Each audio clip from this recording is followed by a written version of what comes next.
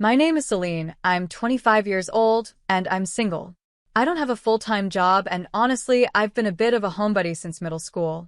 I went to high school for a while, but eventually dropped out, so I only finished middle school. Since then, I've been living with my parents, working part-time, and picking up small jobs online whenever I can. I have an older brother named Maddox, who's 3 years older than me. He's everything I'm not: great at sports, popular, and super outgoing. Maddox never really wanted people to know he had a sister like me. He never brought friends over, and even when I bumped into him and his friends somewhere, like at the convenience store, he'd act like I wasn't there. At first, it hurt, but eventually I just accepted it and stopped caring. When he went off to college and moved out, it was kind of a relief for me. I didn't have to think about it anymore. Then recently there was news about him getting married. He was almost 28, so it wasn't a shock to anyone. Not long after, we heard he was bringing his fiancée over to meet the family, and since I was home that day, I decided to sit in on the visit. When Maddox walked in with our parents already seated, he seemed a little thrown off when he saw me there. "Hey, I'm home," he said, giving me a confused look. His fiancée walked in behind him, all smiles. She didn't seem to pick up on Maddox's surprise and introduced herself warmly, though when she glanced at me, I could tell she was silently asking Maddox, "Who's this?" It was pretty clear to me that he hadn't mentioned he had a sister. "Thanks for coming," my mom said, getting up to introduce herself. "I'm Maddox's mother, and this is his father," she added, motioning to my dad. His fiancée, Eloan, smiled politely and greeted them both, though I noticed she still seemed puzzled. Neither of my parents said a word about me. It's always been like that between us. When we were younger, they'd constantly compare me to Maddox, asking why I couldn't be more like him. As we got older, it got worse, with them calling me names like useless or a leech. Even now, they were happy to pretend I didn't exist. At one point, my mom got up to get more drinks. As she passed by me, she leaned in and whispered, "Why are you here? Go back to your room." I had hoped this meeting would be a chance to bond with my family in my own way, but it seemed I'd only made things awkward.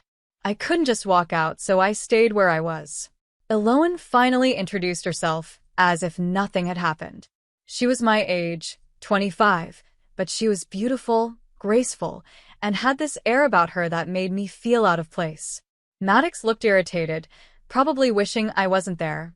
He introduced her to our parents, but it was like I wasn't even in the room. Once the conversation moved past the wedding plans, everyone began to relax and chat casually, except Maddox still didn't acknowledge me. Then, Maddox finally spoke. "So, what do you do, Celine?" he asked, looking at me for the first time. Before I could respond, he quickly cut in, "Wait, Eloan, you don't need to talk to her." Eloan looked surprised, and so was I. But before she could say anything, my mother added, "Yes, don't bother. It's not worth it." "Yeah, don't waste your time," my father chimed in. "She's just a relative by blood, nothing more." It was like something inside me broke when I heard those words. A stranger? I should have known. It hit me then that any hope of getting close to them had been foolish from the start. The rest of the meeting continued, as though I wasn't there. Not long after that, my brother and Eloan got married. They started building a house together, and it wasn't long before they finished. My brother had a good job at a well-known company, and even though he was still young, he made a decent salary. Eloan had already quit her job and was preparing to be a stay-at-home wife. When their house was completed, we got an invitation to a housewarming party. It was going to be a small event, just a few of Eloan's relatives and some of my brother's work colleagues. "Time flies," my mom said when the invitation came. "We need to get them a gift for the new house." "It's not like we need anything fancy, we're family," my dad said, flipping through the invitation casually. That's when I noticed something. Only my parents' names were on the invitation. Mine wasn't mentioned at all. My mom noticed it too, but tried to play it off. "Celine's coming too, right?" she asked. But I didn't care. After the way they'd treated me, it was clear I wasn't really welcome. "No, it's fine.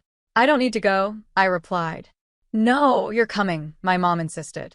"I'll make sure of it." So I ended up going. The day of the party, it started raining suddenly. My parents and I took a taxi to Maddox's new house. When we arrived, my parents immediately jumped out of the taxi and rushed toward the entrance without waiting for me. "Pay for the taxi," my mom said before hurrying off with my dad, leaving me to deal with the driver. After paying, I ran toward the house, getting soaked in the rain. When I finally reached the front door, Aloan opened it and looked at me with confusion. "Who are you?" she asked. It took me a moment to realize she probably didn't remember me from our last meeting. "I'm Celine, Maddox's sister," I said, smiling awkwardly. "Oh," she said, her expression turning cold. "The high school dropout, right? We didn't invite you. The parasite who lives off her parents." Aloan said those words casually, with a smile on her face. Just then, my brother returned after showing someone inside and spotted me. He frowned in disgust. "Why are you even here?" he muttered. Aloan turned to him, her voice firm. "Hey Maddox, I told you not to invite her. Why is she here?" "I don't know either," my brother shrugged, looking annoyed. It was clear my brother hadn't wanted me there in the first place, and now Aloan's attitude had completely changed once she learned who I was. In a way, she was even worse than my brother and parents. I hesitated and asked softly, "Would it have been better if I didn't come?" "Yeah, you're a nobody. Someone like you who didn't even finish high school doesn't really count as having any education, right?" my brother sneered. Aloan nodded, adding, "Could you leave the property quickly?" She sided with him without any hesitation, her calm expression never wavering. It was unsettling how composed she was while saying such cruel things. "Understood," I replied, turning around immediately. By this point, the taxi we had taken was long gone, and since the house wasn't on a main road, I knew it would be tough to get another one. I didn't have an umbrella, so I had no choice but to walk, getting drenched in the pouring rain. As I walked away, I could still hear Aloan laughing behind me. Eventually, I made it back home, soaked from head to toe. My parents came in later, looking like they'd had a great time. They barely glanced at me before my mother asked, "Why did you leave so suddenly? Couldn't even call a taxi back? You're so useless." "I'm sorry," I lied. I suddenly had a stomach ache. My mother scoffed. "So, you just left on your own for that? You're hopeless. Make sure you give the gift later. You're an adult after all," she snapped. My father chimed in too, acting as if I was at fault. I had brought a gift for the party, but in all the chaos, I left without giving it. I wanted to send it by mail, but I didn't know my brother's address. I thought about asking my parents, but things were tense, so I decided to message my brother directly. "I want to send a gift. Can you tell me your address?" I texted him. His reply came quickly. "I don't give my address to strangers." I sighed, staring at my phone. Was this how he really felt? Did he enjoy lording it over me, even when no one else was around? It wasn't just about not wanting to introduce me to others. It was about treating me like I didn't belong in his life at all. I started to wonder if it wasn't just my brother sending these messages. Maybe Aloan was typing them too, laughing while they both mocked me. Either way, it was pointless. I gave up on sending the gift. Their housewarming party, my brother, and his wife, none of it mattered anymore. That was the moment I decided it was time to leave home for good. I realized there was no way I could ever fix things with my family, and it was time to live my own life. I didn't have a steady job, but I had saved enough from my part-time work to rent a small apartment. It wasn't much, but it was enough for me. To make ends meet, I decided to try streaming videos in my free time. I had always enjoyed watching streams as a hobby, and I had a knack for spotting trends among popular streamers and figuring out how to increase views. When I started streaming myself, it took off faster than I expected. Within a few months, I was making tens of thousands of dollars, more than enough to cover my expenses. As the money grew, I decided to invest what I didn't need for daily living. Those investments paid off, and soon I was able to start a small business importing and selling goods. I was finally busy in a way that felt meaningful, and for once, I was truly happy. I didn't have anyone breathing down my neck, complaining about how I spent my time. Life was good. Then, out of the blue, a few months later, I got a phone call from my parents. We hadn't spoken since I left home. "We need your help with Maddox," my mother said bluntly. "Why?" I asked, genuinely curious. What could have happened to my brother, who had just built a new house and seemed to have everything together. My parents hesitated before explaining. It turned out that after moving into the new house, my brother had started hosting a lot of parties, mingling with all kinds of people, his bosses, clients, and Alohan's friends. One of those acquaintances introduced him to a big investment opportunity. Eager to make more money quickly, my brother jumped at the chance and ended up losing a significant amount of money. I was stunned. My brother had a good job. If he had just continued working and living sensibly, none of this would have happened. Who convinced him to invest? I asked. It was one of Alohan's friends, my mother replied. It's not a scam, though. How much does he need? I asked, even though I already knew the answer would be bad. The number my parents gave me was shocking, an amount no regular employee could pay off easily. My heart sank as I asked the next question, dreading the answer. Did you also invest? I asked slowly. After a pause, my parents admitted they had. They had gotten pulled into the same scheme. I can't come up with that kind of money, I said flatly. I'm sorry. I tried to end the call, but my mother's voice stopped me. We're your real family. You have to help us in times like this. Real family? It was a bit too late for that. I'm sorry, but I'm busy. Besides, aren't I just a stranger to you? I said before hanging up. Somehow, they found out where I worked, and not long after that, they showed up at the office of my company. I was in the middle of a business meeting when my secretary came in. Ma'am, there are guests here for you. They say they're your family. What? I felt a shiver run down my spine. I quickly apologized to my business partner and stepped out to the reception area. There, standing together, were my pregnant sister-in-law Alohan, my brother, and my parents. Maddox glanced around my office, smirking. So, you're in a company, huh? It's a lot smaller than the place I work. I pretended not to know them. Who are you? I asked, my tone cold. My brother's temper flared. What's with the attitude? Before he could say more, my mother stepped forward. We talked about this before. We need your help. You're running a company, so you can afford to help us, right? She asked, as if I owed them money. Yeah. We're going through a tough time. Alohan's about to give birth, and the baby needs special care. Please, Celine. My father and Alohan chimed in, acting as if it was my responsibility to fix everything. Employees walked by, glancing at the scene with worried looks on their faces.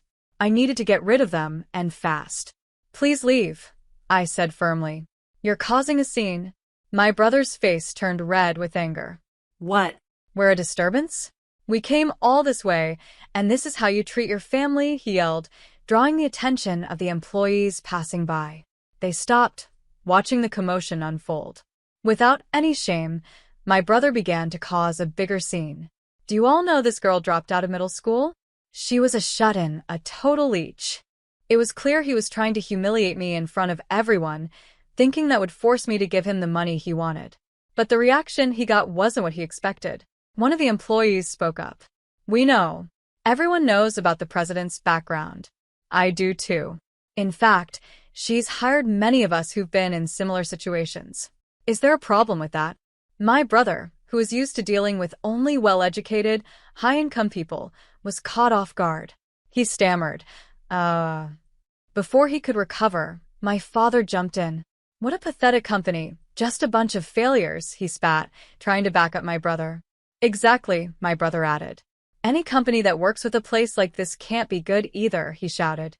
Just then, the president of the company I had been meeting with came out of the room, clearly having heard the ruckus.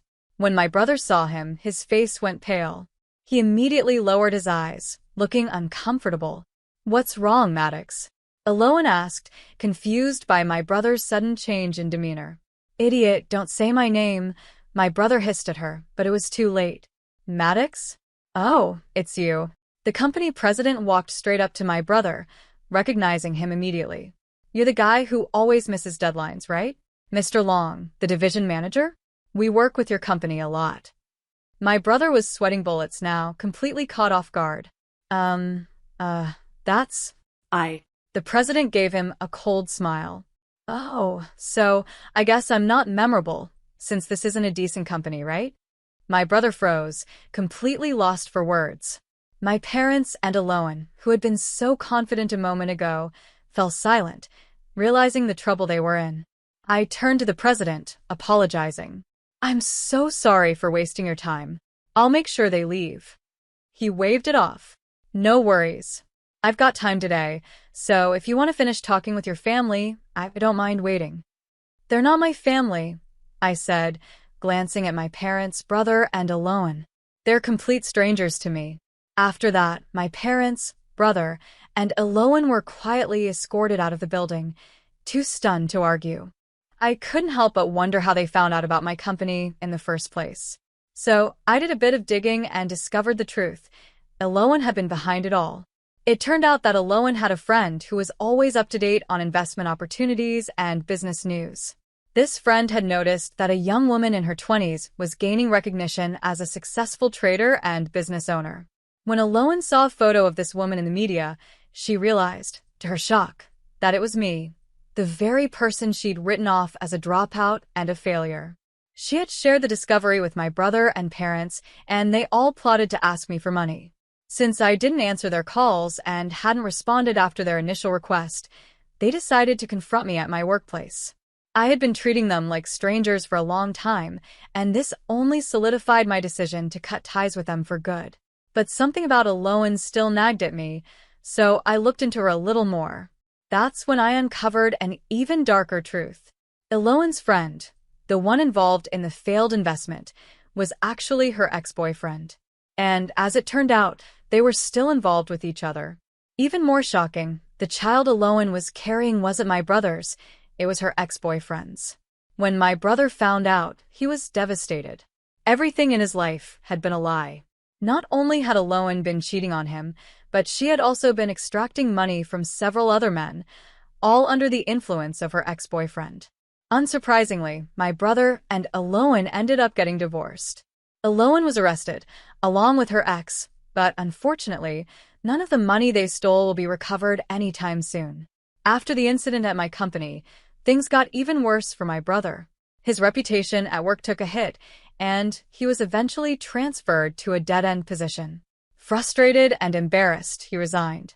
He couldn't handle the financial mess he was in, and the stress only made things worse for him. Meanwhile, my father also ran into trouble at work.